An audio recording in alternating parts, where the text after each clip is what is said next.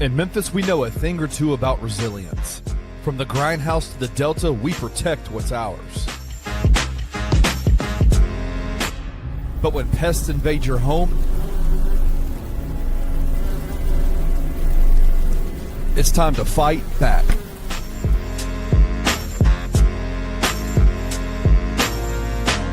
Grade A Pest knows how to handle what crawls, flies, and bites. With local experience and guaranteed results. I'm Reggie with Grade A Pest Control. We service the Memphis metro area. That also includes DeSoto and Fayette County as well. Grade A Pest has the entire Mid-South covered.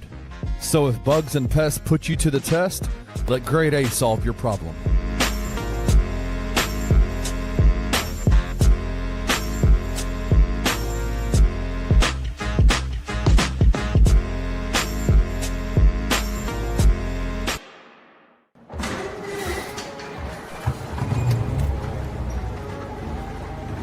In Memphis, nothing comes easy, and that's exactly how we like it. This is a city built on hustle, on heart, on grit. And at Carway, our rides are built the same way. Tough, reliable, ready for the grind. No games, no gimmicks, just Memphis-style service. Real, honest, and built on trust. Where grit meets grind, you meet your next ride. Carway, grit, grind, and pink beetles.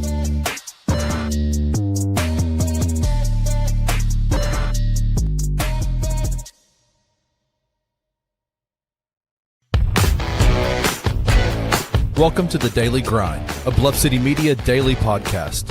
Stepping up to the microphone is your host, Luke Hatmaker. Grab your favorite morning brew, and let's get to the show. What up, everybody? What up? Jared, I feel like I just saw you just a couple hours ago. A few short, 9 hours ago. Nothing has changed. The Grizzlies still stink. They still stink. Well, welcome to the Daily Grind. My name is Kenny Stubblehill. This is Jared Davidson. Obviously, Luke is not here again. He is still dealing with a power outage. I'm telling you, I have a feeling when the power comes back on, when he gets his internet back, we need to just prepare ourselves for the fact that when Luke gets back, he is going to have a whole week's worth of songs to sing to open the show. It's been a contained ball of energy, I feel like.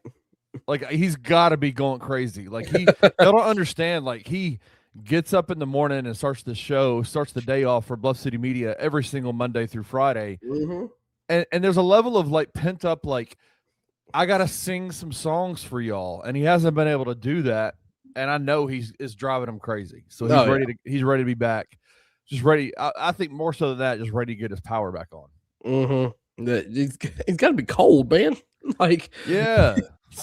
Today's gonna be the first day it gets above freezing in 6 days or something like that, and then it goes right back down. So that power needs to come back on for him. Yeah, it's gonna go above freezing for a grand total of 3 hours, and then it drops again. So this weather's so wild. It has been such a wild thing. Now we're getting advisories saying be on the watch out for falling sheets of ice off buildings, off of power lines.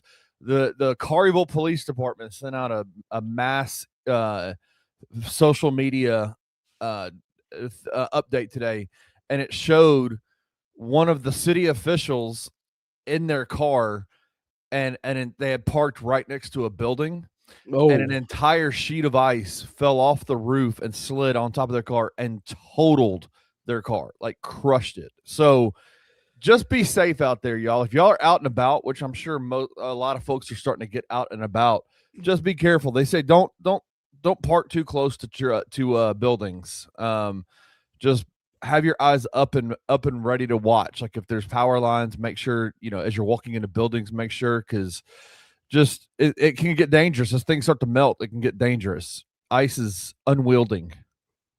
Yeah, we have slanted, in our complex, we have slanted roofs, and some of the stuff is starting to fall a little bit. Yeah.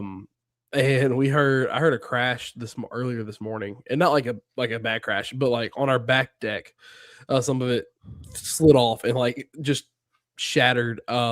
The ice kind of shattered on our back deck on like the little railing, and I went outside and I looked at it. And I was like, oh, there's about 4 new pieces of giant ice sitting in our backyard now. It's wild. Listen, it's early for me and Jared. We were up late last night doing the post-game bounce after the Grizzlies lost. I wanted to tell you this is how tired I am. I'm pretty tired this morning. Today was the day that I was struggling to get up and get motivated. But I have like one of my main motivations is kind of the title of the show is the daily grind. Is my daily grind of coffee. Like I do a French press every single morning. It's actually sitting right here. Mm-hmm. And downstairs. I will French press. I have an entire French press, and I put it. I don't know if you can tell how big this is. This thermos that I use. It's is like about 16 to 32 somewhere in there. I can't really tell. I don't want to spill it. There's coffee in there. But this is how tired I am. I was trying to get. I was a little bit late to the green room to start the show, and I was desperately. I was getting my coffee ready. I was getting it ready I was letting it steep a little bit, and I was looking for my coffee cup, and I found my coffee cup, and I couldn't find my top. The top right here. I couldn't find it anywhere, and I was looking. I was yelling at Tracy, "Where's my coffee cup top?" Looking in the dishwasher, couldn't find it. Looking in the sink, couldn't find it. I was like searching everywhere, and I was like, "How am I going to drink my coffee? I need my coffee top." I spent literally a good 3 minutes looking for my coffee top, and I realized it was in my hand the whole time. Kenny. Oh, geez, brother. Yeah, it's been a rough morning already. Oh man, and I'm sitting here trying to breathe out of my nostrils instead of my mouth because I woke up stuffy. I'm ready for better weather. Are you going to be a mouth breather today? Oh, dude, I hope not. I hate it so much. I've been like, it's weird because like the past week or two, I've had a few days where I feel like I've been on the verge of like getting sick, but I've never actually gone like fully sick. And I woke up this morning and I'm like, is today the day? Is today the day that I fall off a cliff? Yeah. Yeah. It's taking the day where we get to like 12 or 1 o'clock and I try to stand up and I'm like, oh, everything hurts. let me lay down. Let me go lay down. Well, listen, as bad as your morning and my morning has been, I don't think it's any worse than what the Grizzlies night last night was. They played a game in Memphis. The Charlotte Hornets came to town, and the funny part is I think the narrative going into the game was, this is the Charlotte Hornets, man. They stink, right? Like they're terrible. Mm-hmm. The Grizzlies are gonna beat the brakes off of them, and it was the exact opposite. The Charlotte Hornets absolutely the score's not even as. I mean, they lost by 15, and it was worse than that. Like it was like only 15. Jeez. Yeah, 112-97. For the second straight game, Memphis is held below 100 points, which in the NBA, today's NBA, is a sign of very putrid offense. You at least should be able to score 100 points in a game. We've already recapped it a lot last night. Like we spent a lot of time on the post-game bounce recapping it, but just as you slept and as you got it, like, do you have any more thoughts about last night's game that you want to discuss? Diabate is an animal. Yeah. Like he had 18 and 19. They wouldn't refine a stat or two. Just last night was kind of the first point guard game from Cam where he just kind of looked kind of in all areas after getting to sit on it for a minute, because he only had 5 assists, I believe. Let's see. Yeah, he had 4 points and 6 assists, and he was 0 of 6 from 3. So just kind of very game from Cam. Didn't get much from anyone outside of the first half from Jaren. Cedric had 17, 5 or 6 of 9 shooting, so he played good.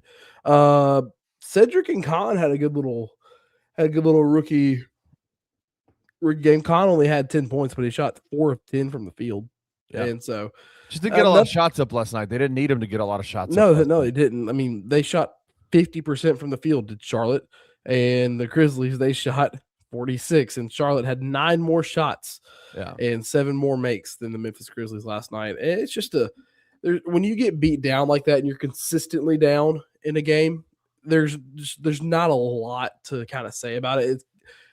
It goes back to the Miami game, to the Boston game, to the New York game. We didn't lose by near as much in this game as we did those 3 games, but it's just one of those where you're getting beat down and there's just not a lot to say about it. And then just kind of like those 3 games where you got beat by 30 plus and you can't say anything about those. It's just one of those where you're never in the lead, you're never in contention. It feels like you get it down to 8 and then all of a sudden that's as close as you can get. And you're just like, oh, it's just one of those games where you can't you get to the top of the hump, but you cannot get over the hump to start the downward trend of the hump. And you just keep going backwards. So there's not a lot to say about it. Just not a good game from the Grizzlies last night at all. We thought we were going to have something with Jaren dropping 22 in the first half, but 4 points in the second half is just meh. Yeah. You mentioned Moussa Diabate. I covered him in high school. And he has some connections with some Grizzlies players in high school. Who do you think? I want you to give me a guess. What former and current Memphis Grizzly did Moussa Diabate play with in high school? Former and current? Mm-hmm. So obviously we're talking Memphis area. Well, maybe. No. Former and current. I'm trying to think of this current roster. Like I'm trying to think of the local. I have. Where's Diabate from? Diabate is from Florida. Oh gosh. Well, he's from Paris, France. He was born in Paris, France, but he played his high school ball in Florida. Dude, I have genuinely no clue. Do you know what school he went to? Do you know what major high school? IMG? He went to IMG. Fun story. We passed that. We have to go look at that campus when we were on vacation one year. Yeah. But who from our roster is from Florida? Legit confused right now. I'm looking at our roster. I just cannot figure it out. It's not Cam, is it? Nope. Who? Zacharias Edey was playing for IMG. Well, he was the backup center for the national champion IMG team that had Moussa Diabate and former Memphis Grizzlies / Memphis Hustle player Armando Bacot. Good old Armando Bacot, baby. Armando Bacot, Moussa Diabate were the starting power forward and center for the national championship team. Zach Edey was the backup center, and it's so interesting. We did an interview with no one scored in the paint. Yeah, well, and Zach was really bad back then. He had been playing ball for like a year or two. He had been playing ball for like a year or two, and it's so interesting. Like you actually hear Zach Edey talk about his time at IMG, the disrespect by the perceived disrespect by the coaching staff. At IMG is what motivated him to become the Purdue player. Like the development that he experienced at Purdue was in large part due to the fact that when he left IMG, he felt absolutely disrespected by the coaching staff because they just did not like him. And it's so funny. Like I remember I'm good friends with a former coach at IMG, and when the Grizzlies drafted Zach Edey, he texted me and was like, I told you, bro. I told you. And I'm like, I got our group chat, man. I got our text messages. Like I remember you guys did not like him, right? And rightfully so. He was not a good basketball player back then. But it is so interesting to hear Zach talk about his time at IMG with Moussa Diabate and your boy Armando Bacot. So, geez, I remember last year, I remember in the past year, everyone's like, "Oh, we should sign Armando Bacot to be a backup center," and we were all like, "Should we really?" It is stunning to me. Armando had a great career at North Carolina, right? Yeah, he had a great career. Was fantastic for them.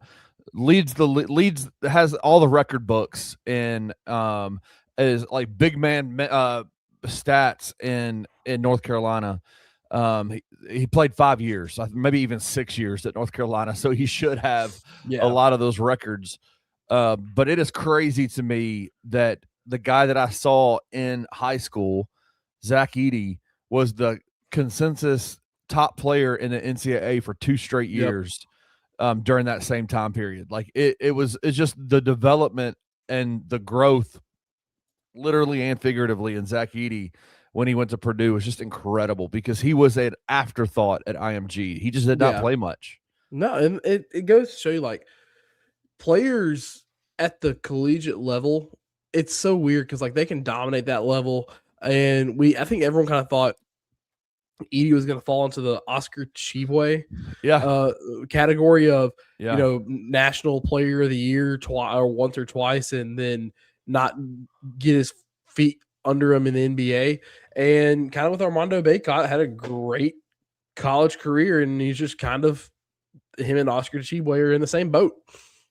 So. Yeah, man, let me just, the name Oscar Tshiebwe, a lot of folks don't really know who he is, other than the fact that he was really good with Kentucky when he played there. But I had to watch him sit in the paint for 10 seconds of possession and not get called for it. Wasn't he was at West Virginia first, and then he went to Kentucky and was just dominant with them, right? Like, just dominant.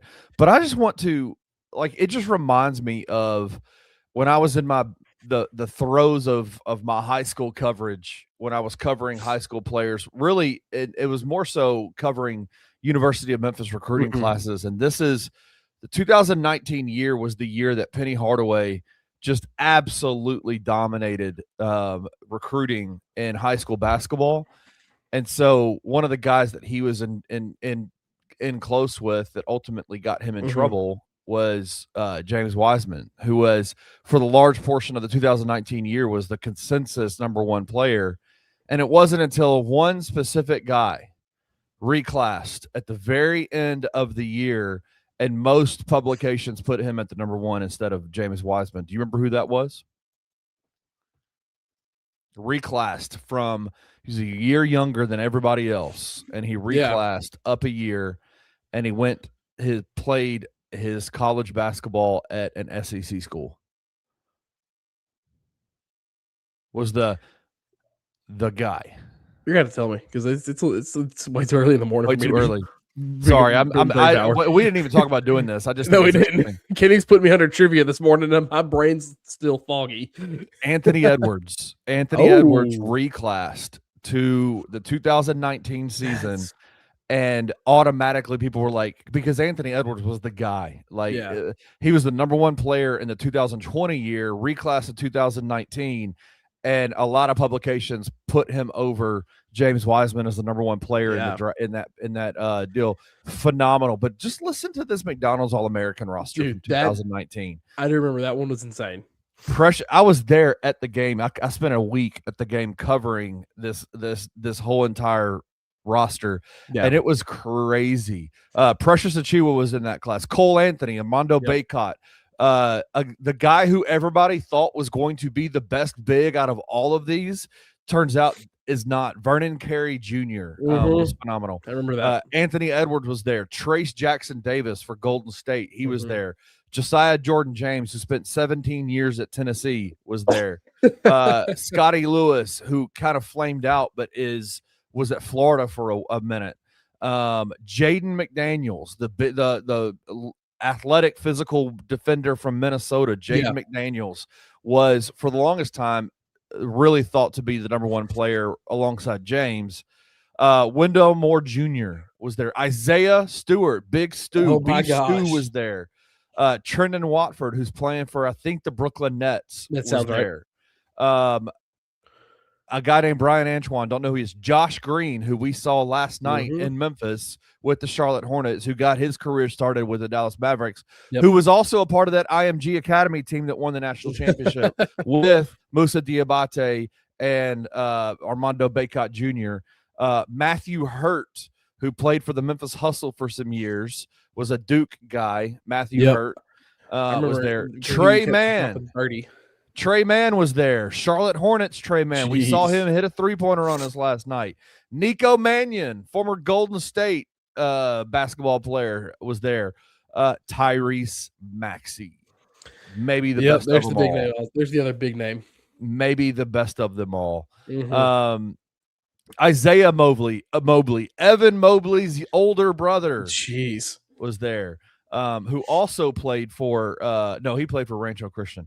Jeremiah Robinson Earl, who got a lot of minutes in the NBA, I think with the OKC Thunder for a minute. I don't know where he's at now, but he played for IMG. So IMG had 1, 2, 3, 4 guys on that team, on that McDonald's All-American team. They won the national championship that year. Oscar Shibwe, and then James Wiseman. There's 2 other guys, Khalil Whitney and Samuel Williamson. They just kind of flamed out and didn't do anything. Yeah. But that was dude, that Robinson Earl is currently with the Indiana Pacers. Is he? Okay, yeah. Yeah. He, ridiculous. You look back at it, and I just remember it was so crazy. Like I covered James Wiseman pretty extensively. Yeah. We back with a previous publication I worked with, and he was just a dominant basketball player. But when Anthony Edwards came out there on the court in the McDonald's All-America game and in practice, I was there for all the practices and all that kind of stuff. It was just like, this guy is, and he's a year younger than all of them. This guy is phenomenal. It's crazy how good he is. Oh yeah. And anyway. We watched him at Georgia be dominant, and literally the reason that any of those games were close was because like Anthony Edwards was balling out, and whenever they would have to sit him, they would just be bad. Yeah, it was rough. Edward, this is not a recording. We are live. Yeah. Sorry, I was just in my bag about. I miss covering high school ball. It was a lot of fun, especially when it was that good. Yeah, Wofford wanted to come to Memphis. That's one of the reasons why we interviewed him. He wanted to come to Memphis. I don't know if he necessarily if it was because it was Lester's situation. I think they had to make a choice between Precious Achua and Trenton Wofford, and they chose Precious. Yeah. So, all right. Anything else on the Memphis Grizzlies? I know we kind of got off the track, but last night was just an abomination of a game. The Grizzlies just played terrible. Game, but I'm still befuddled by the title you put for today. If anybody is my age and they remember Korn, "Freak on a Leash," that's one of my favorite songs of all time. And so yeah, we titled it "Freak Off a Leash" today. All right, let's get to the next topic we want to discuss. We usually do a daily grind rewind, but I want to do a daily grind look ahead. I don't really care much about the games that happened last night. I want to look at a couple of games that are going on tonight. Any of these games, let's look at the schedule real quick for today. We got Sacramento, Philly, Milwaukee, Washington. That's a prime game. Houston, Atlanta, Miami, Chicago, Charlotte, Dallas, Brooklyn, Denver, Detroit, Phoenix. That game is interesting to me. That's going to be a fun here one that I like. And then Oklahoma City and Minnesota is tonight on Prime at 8:30. Which of these games are you interested in watching? Rockets Hawks is going to be one that I want to watch, considering both of them they're good, and they feel like they're kind of right on the verge of being pretty good. The Rockets dealing with injuries as well. The Hawks starting to kind of pull themselves together more and more. And one of my buddies, who is a Houston Rockets fan, but also roots for the Hawks because he went to college in Atlanta for a while. And so I was texting him about it earlier. The Pistons and Suns could be really interesting. Suns do not have Devin Booker. He is still out with an ankle injury, I believe. Yeah. And then obviously the prime nightcap, Thunder and Timberwolves. That's gonna be one to watch. And it's when Ant and SGA play against each other, it feels not monumental, but it feels big time. It feels like both players take their game to the next level, especially Edwards, especially Ant. It feels like Anthony Edwards, and we've talked about him a lot today already, but it feels like Anthony Edwards, he thrives off perceived disrespect. Yep. Right? Like he takes these matchups personally, right? Mm-hmm. Matchups, because Lou Dort's going to be guarding him. Oh, he's probably going to be on SGA a little bit. Yeah.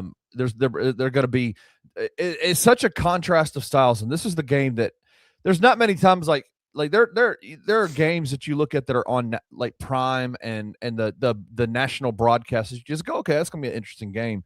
When I saw this game last night, I was like, oh, this is the game I want to watch. Like this is must see TV for me, because you've got like two real contrasting styles, right? With OKC and with Minnesota. You got OKC who wants to run, who wants to be fast paced, who wants to get the ball up and down the floor.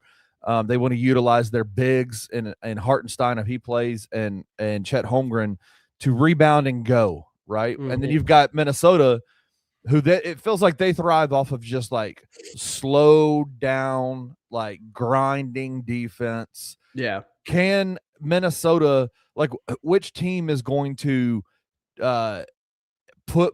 push their will on the other team? Like which style of play is going to win out? And it'll be interesting to see which of those games, because you've got Rudy Gobert, who is a defensive stalwart, multiple-time defensive player of the year, Jaden McDaniels, Dante DiVincenzo, Anthony Edwards, all these guys. Even Julius Randle can get physical in the paint. Naz Reid can get physical. Yeah. Can those guys get physical enough to slow OKC down?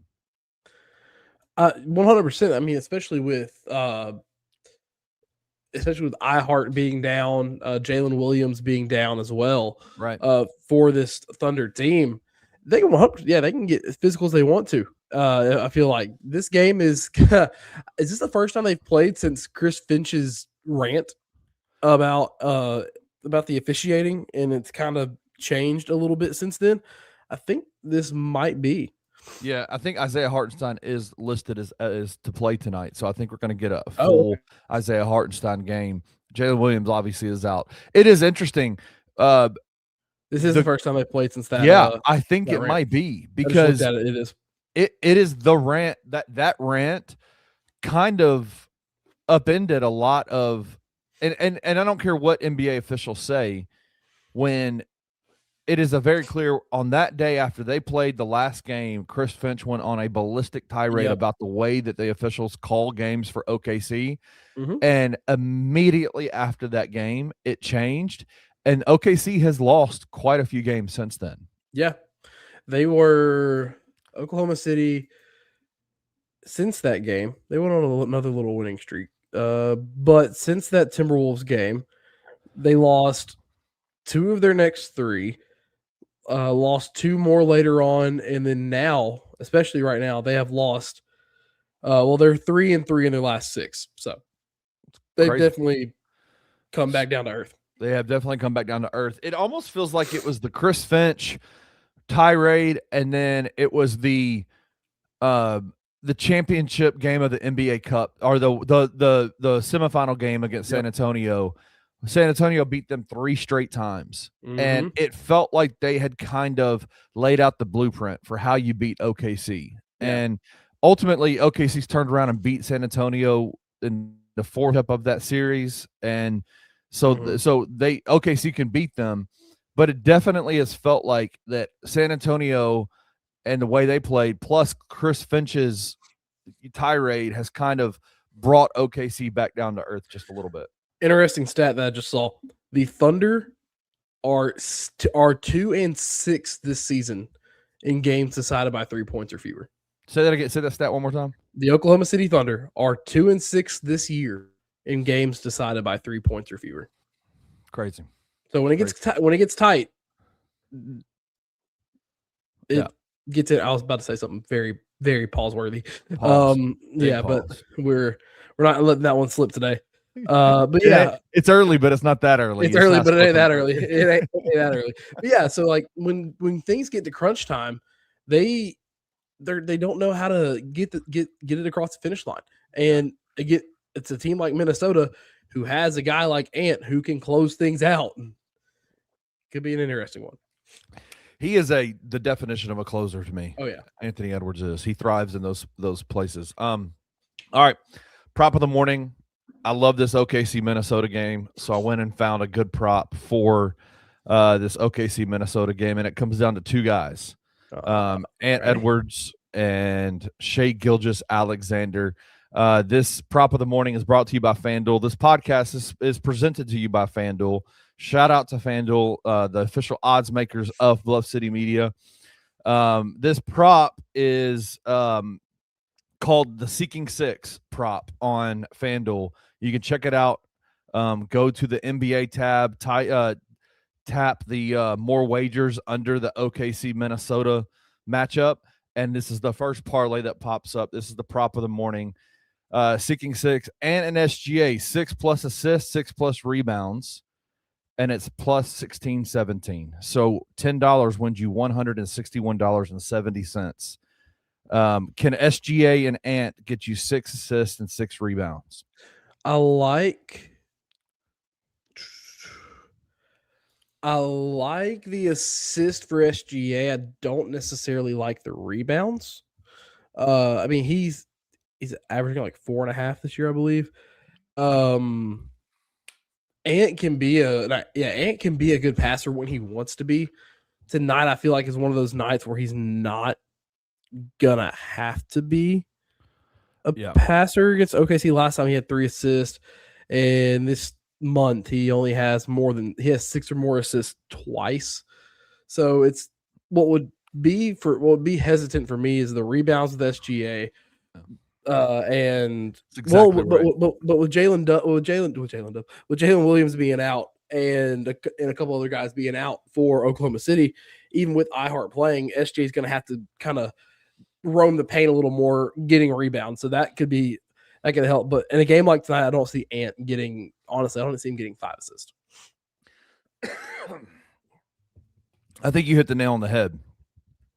The number is enticing. The plus 160 or 16-17 is interesting, but the rebounds for SGA I think are less of a concern to me. Yeah, on this. That's the less concern. It's the Ant 6+ assists that make me go, I don't know about that, because he's going to want to have the ball in his hands.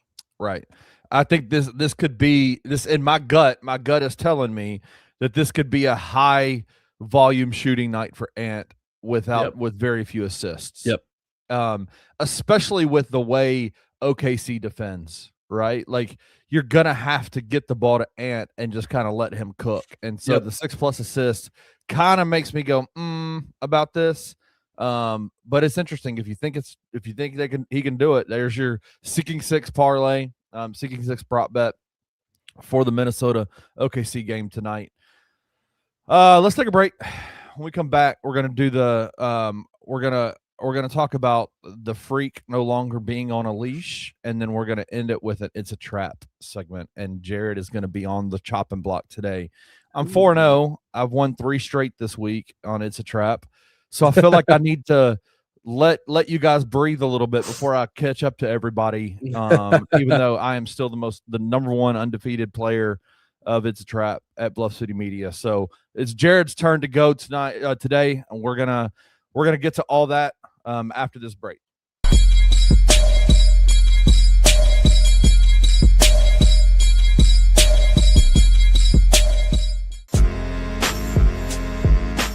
In Memphis, we know a thing or two about resilience.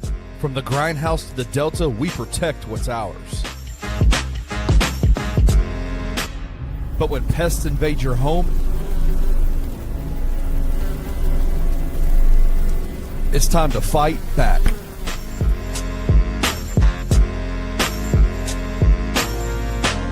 Grade A Pest knows how to handle what crawls, flies, and bites. With local experience and guaranteed results. I'm Reggie with Grade A Pest Control. We service the Memphis metro area. That also includes DeSoto and Fayette County as well. Grade A Pest has the entire Mid-South covered. So if bugs and pests put you to the test, let Grade A solve your problem.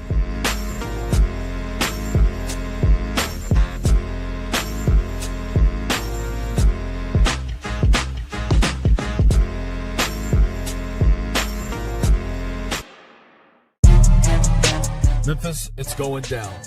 This Friday, January 30th, the Grizzlies go to war with New Orleans, and the city's watching together at Grind City Brewing. Big screens, cold beer, loud fans, real Memphis energy. Pull up for the Bluff City Media watch party at Grind City Brewing, where the beer is cold and the vibes are undefeated. Don't watch alone, watch it with the city. There's one thing I just Can't seem to shake. That just doesn't seem right. Seems a little off this season. It's been explained to us. It's been like rationalized, I suppose. But Ty not playing yet? My spider senses tingle. Okay? Yeah, I just don't buy it. Was Jar's removal from the squad already set in stone before the season started? We've already seen BC come back and out again. That tells me a lot. Something's fishy with how they're handling this calf injury. As a physical therapist, he was immediately in the Ultra G. He's been in practice videos for weeks now. Weeks. Yeah. Still not playing. I just wonder if we will only see Ty back on the court when Jar is off the roster. I do agree. If we were 6 games, top 6 seed, we were above 500, we were fighting for like a top 4 seed in the playoffs, I do think both Ty Jerome and Zach Edey would be back playing on this roster and playing games. I do believe that wholeheartedly. Tune into the 2 Buck Sports Show with Rusty Witten and Drew Gann, Monday through Friday at 11 a.m. on the Bluff City Media YouTube channel.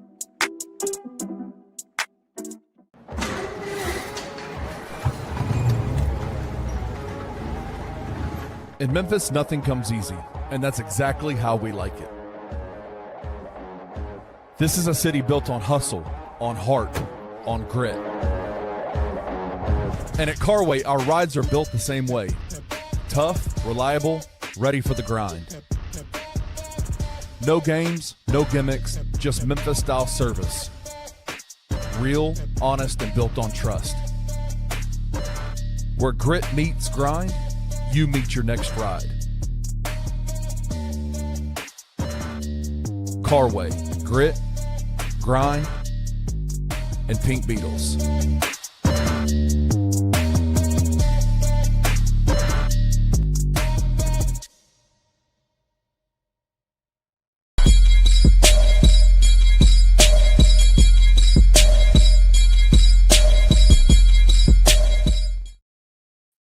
All right, welcome back to the Daily Grind. I'm Kenny Stubblefield. This is Jared Davidson. Jared and I have been on a lot of shows together this week, and so Luke hit us up last night and said, "Hey, Power's still out. I need y'all to do the show again for me. I want y'all to talk about the Greek Freak, but do what you do with this topic, right? Because we've discussed it in a lot of places. We discussed it last night on the post game bounce. We discussed it at length on the 2 Buck Sports Show yesterday. And so I wanted to do something else. We could literally sit here, and I know this is a Memphis Grizzlies podcast, but we have talked about, the two of us together have talked about Giannis to Memphis. How could Memphis, what would Memphis need to do to get Giannis now that it is very clear that the Greek Freak has been very adamant over the last year that he does not want to be traded out of Milwaukee. All of a sudden now the reports are out that that Milwaukee's listening to deals, and that the narrative coming out of the Greek Freaks camp is that he wants to be done too with Milwaukee. There's an article that's on ESPN.com, a guy named Bobby Marks, a guy that we both respect a lot, a guy who's a former front office guy who his main thing is he's not a salacious guy. He doesn't shock jock. He's not a shock and awe type of, he just lays out the cold hard facts of how front offices can make deals happen. And I really do respect his opinion on things. He wrote an article and it said, all right, 29 teams in the NBA, what do they need what do they have to offer Milwaukee to potentially get the services of Giannis Antetokounmpo? Memphis is in there. And he lays out the deal pretty well for them on what they would need to do to get Giannis in Memphis. We've discussed this at length, me and you. Yes. And so we're not going to do that this time. What he did do was he said, all right, here are teams that this deal could happen, and I'm going to rank them on a scale of 1 to 10, 10 being the hardest possible pathway to get Giannis, and 1 being the least hard possible pathway to get Giannis. And so I wanted to pick a couple of teams out from this that are not the Memphis Grizzlies. And I wanted to run this by you, Jared, and kind of lay out the pathway to them to get Giannis's services. And I want you to tell me, which of these teams do you not want the Greek Freak to go to? All right. You ready? All right. Yeah. All right.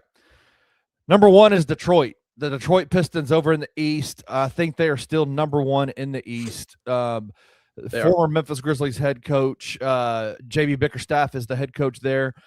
Former Memphis Tiger Jalen Duren is just an awesome big for them. Isaiah Stewart, we talked about him. Obviously, the guy that rows that boat is Cade Cunningham over there.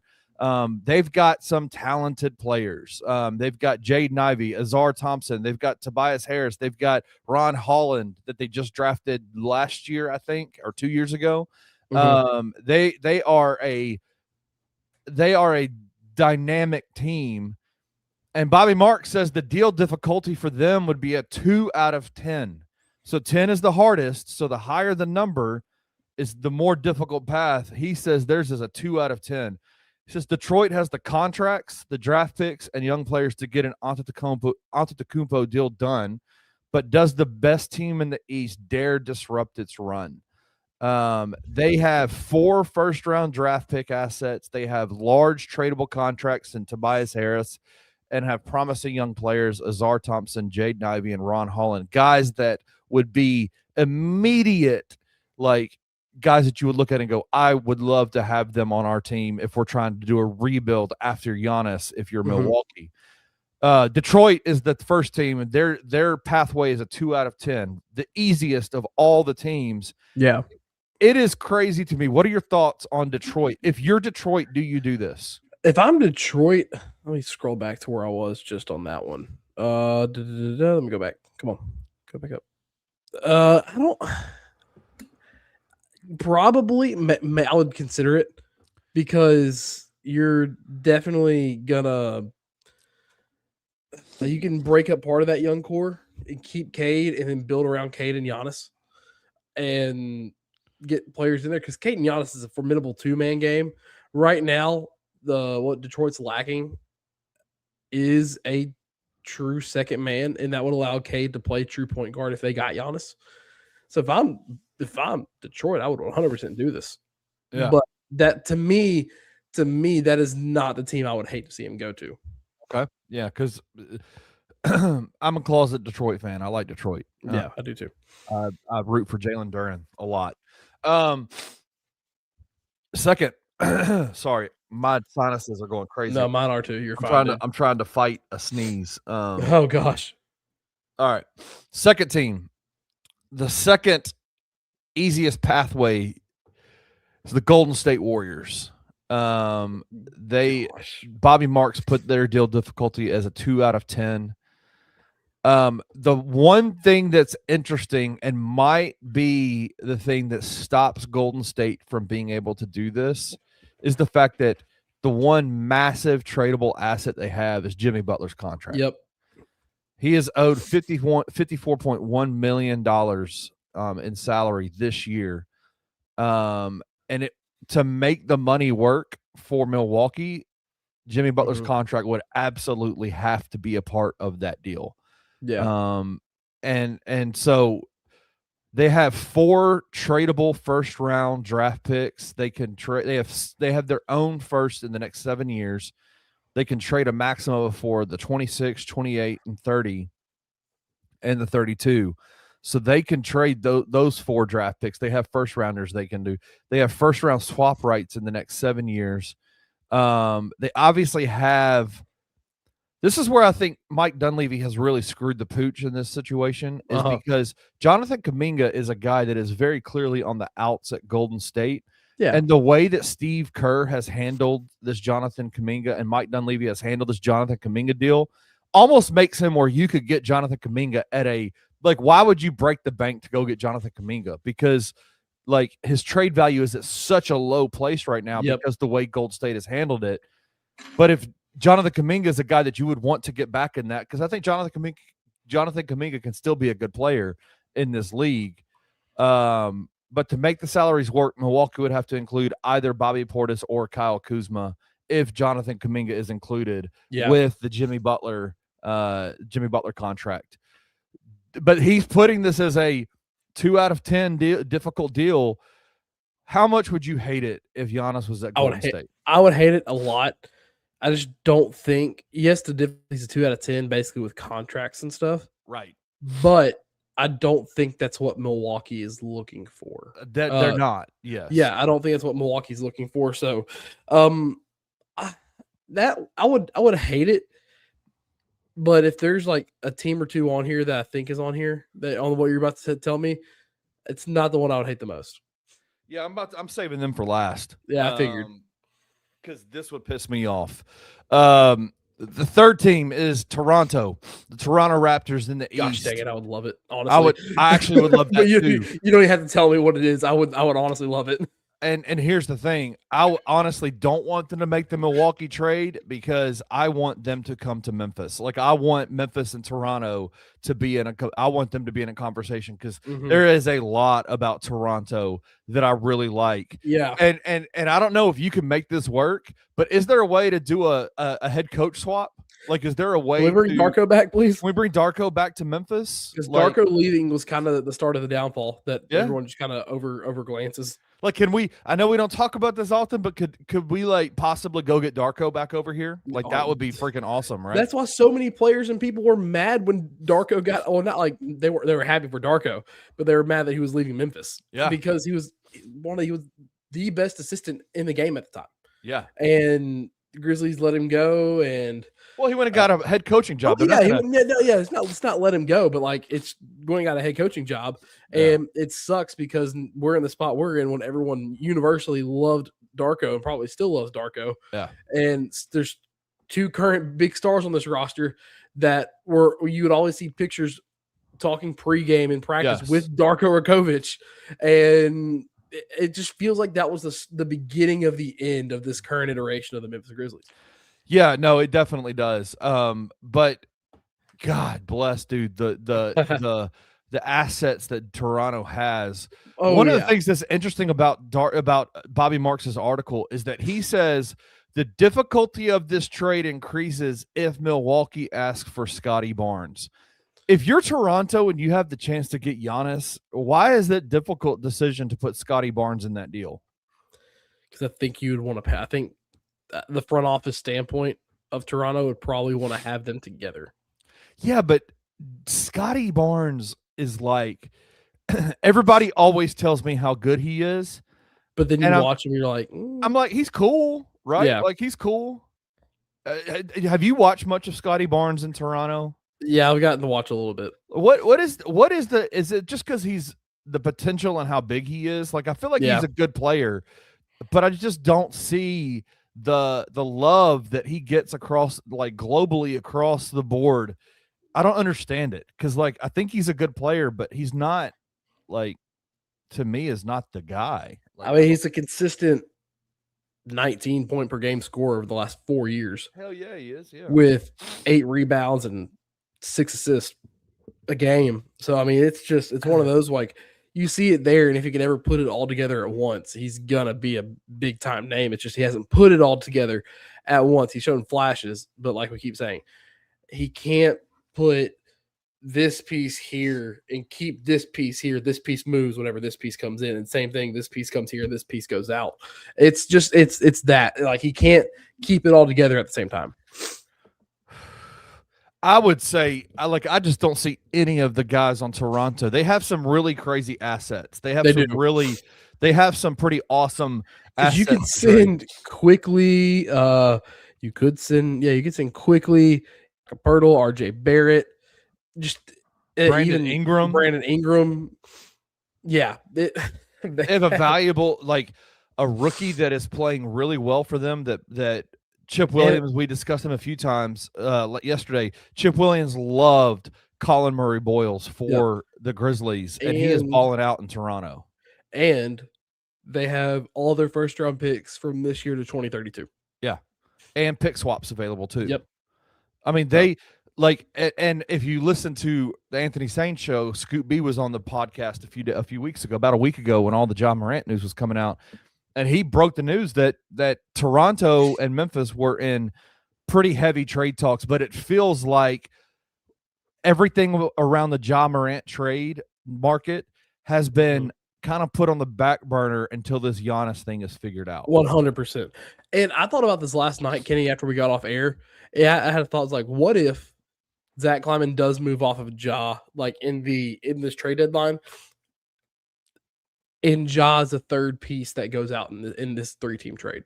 I had that thought, and I was too tired to think about how all the possibilities of stuff coming back to Memphis. We could talk about this later, but it was just a thought that I had in my head. Like, what if Memphis uses this wherever Giannis goes to get off Ja and get more coming in as being that third team that helps facilitate it. Yeah, I mean, there's so many good assets that Toronto has that I would love to see on this Memphis Grizzlies team. Oh yeah, RJ Barrett being one. I love Colin Murray Boyles. Like RJ Barrett. Like I love that team is so good.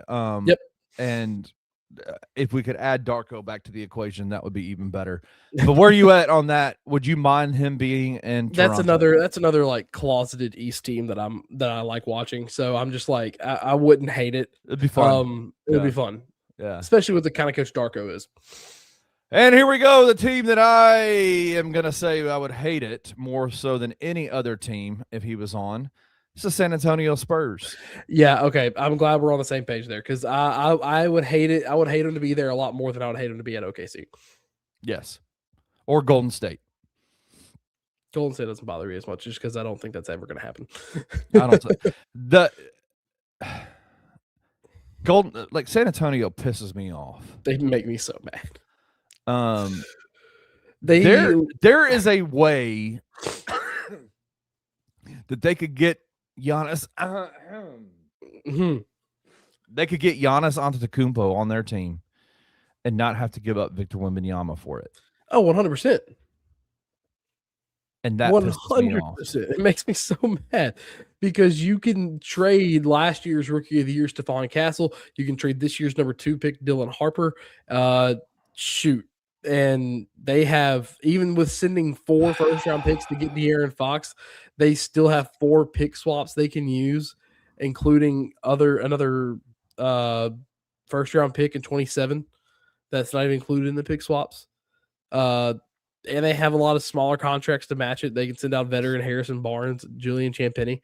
They can send out a lot of smaller contracts and do this and keep Victor Wembanyama. Because here's the thing: if you're Milwaukee and you call up San Antonio, you 100% know you're not getting Wemby back in this trade. But also too, you gotta ask, like, hey, what if you slide us Wemby? Even if they they're gonna say no, but it doesn't hurt to ask.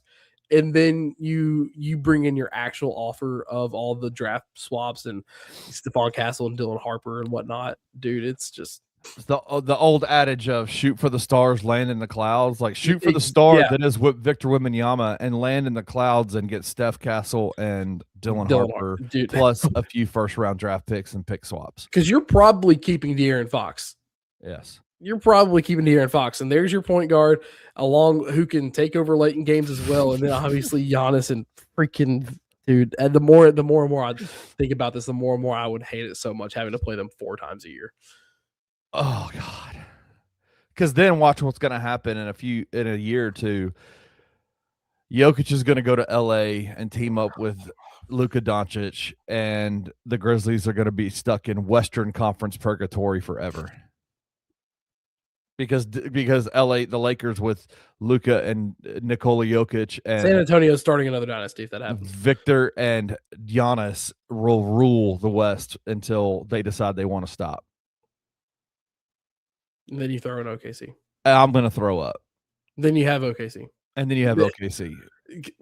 Oh my gosh, dude. Oh, that is the worst possible scenario for the Memphis Grizzlies. That just because one of those 3 teams is winning the championship every single year until they decide to not play anymore. It's dude. Yeah. Please don't. I would be shocked. Bobby Marks put the San Antonio deal as a 6 out of 10 in terms of difficulty, which is not hard. Like it's still right on the edge of being like less hard than it is easy to do. But that would be the most insane and frustrating thing as a Grizzlies fan to see Giannis come to San Antonio. Yep. And team up with Victor and De'Aaron. I would hate it so much, especially after having a deal in Antonio for the early 2000s and whatnot. Yeah. All right. To close out the show, it's time for everybody's favorite game show called "It's a Trap" in honor of Admiral. Is it Akbar? I don't Admiral know. Akbar. You guys are nerds, bro. Okay, Kenny. Y'all are nerds. All right, we're gonna go back to this. It's a trap. We're gonna go back to the Minnesota OKC game tonight, 8:30 tonight on Prime. Probably the game that I'm most interested to watch. The question is who's going to record a double-double? What are the odds to record a double-double? Two of these are right. One of them is wrong. I really hope I didn't mess this up.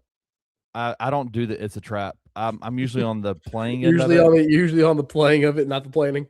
Yeah, not the planning. I really hope I didn't mess this up. But here we go. It's a trap to record a double-double tonight. SGA plus 150, Rudy Gobert plus 165, Chet Holmgren plus 310. It's a trap. Which one is a trap?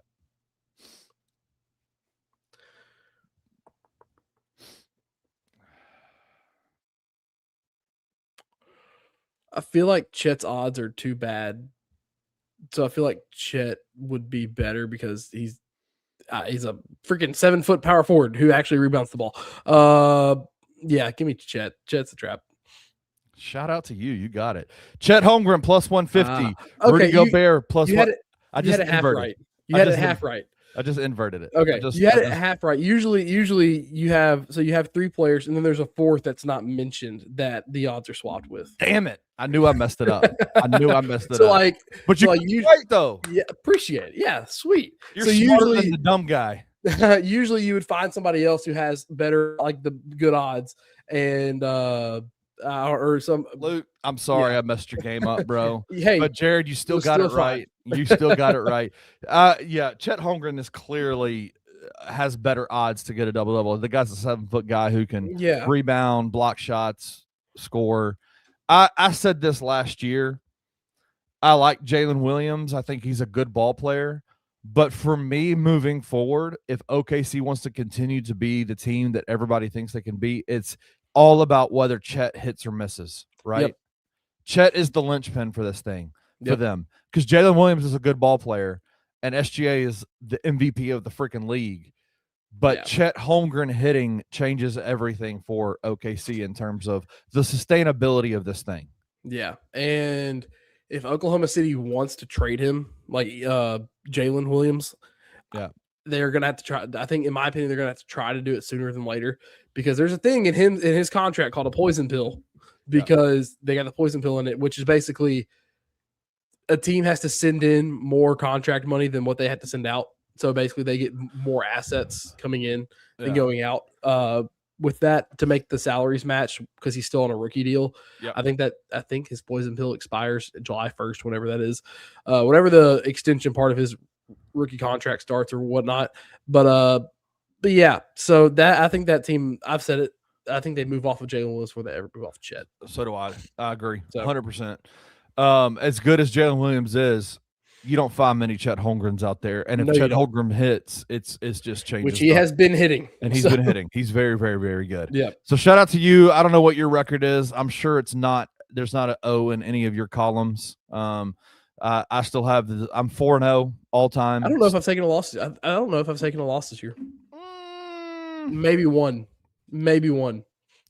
I'm gonna have to ask the officials, to the Russian judge, to go back. Look at Robert Pera. Can you get your satellites in here and go back to our history? Russian war criminal. Can you check? Can you ask the Russian judge to shout out?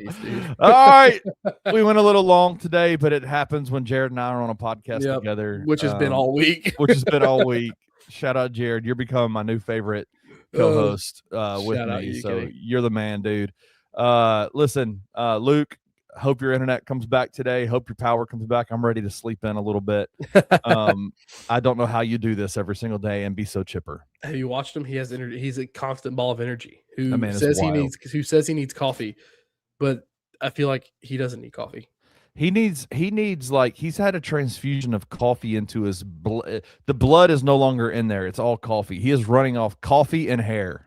His parents drank coffee religiously while he was in the Exactly. womb. That created the ball of energy that we know and love of Luke Hatmaker. Listen, I had to psych myself up. I was slapping myself in the face before the show just to like get myself to try to be somewhere in the ballpark of Luke Hatmaker in terms of energy. But we miss you, buddy. Come back soon. Jared, thank you so much, dude. You're the man. I appreciate you, Kenny, as always. All man. right. Today, sorry, I didn't mean to interrupt you. Today at 11, $2 Sports Show, 1 o'clock, Anthony Sane Show. We're still waiting to find out. We're in touch with Grind City Brewing, and we're trying to figure out what the streets look like and what the situation is for tomorrow night's watch party at Grind City Brewing. We'll let you guys know ASAP as soon as the decision is made. At least it ain't Mississippi Rose, because I saw a picture of them. M-Dot ain't did nothing. Ain't doing nothing. But we will let you know as soon as possible. But if we like right now, everybody's intention is to continue to move forward with the watch party tomorrow night at Grind City Brewing. It is going to be a fun one. I think the game is it at 6:30? I think the game's at 6:30. Or is it at 7? I can't. I think the event starts at 6:30 at Grind City Brewing. The game is at 6:30. The game is at 6:30. There's going to be a pregame live from down there. Then we're going to do a postgame bounce from down there. But we will let you know ASAP as soon as we kind of make a decision between the two companies about whether or not we're going to do it. But come hang out with us. All right. Shout out to y'all. We love you guys. We'll see you back here tomorrow. Thank you for listening to The Daily Grind. If you enjoyed this episode, leave a rating and a review wherever you download your podcasts. Also, like and subscribe to Bluff City Media's YouTube page. We'll see you back here next time.